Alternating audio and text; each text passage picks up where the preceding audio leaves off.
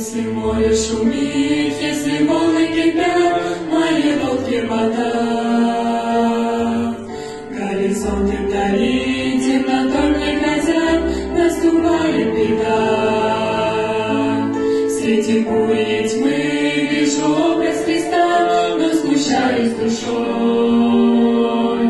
Хочу веру найти, чтобы смело войти над шумящей водой. Повели мне идти по воде, я твой голос услышу, и шагну я навстречу тебе, и гроза станет тише. Но если вдруг стану тонуть, протяни мне ладони, ты проложишь во тьме верный путь, и в волнах не утонет. Я не буду смотреть, как бушует вода, и назад не взгляну. Ободряет меня нежный голос Христа, заглушая волну.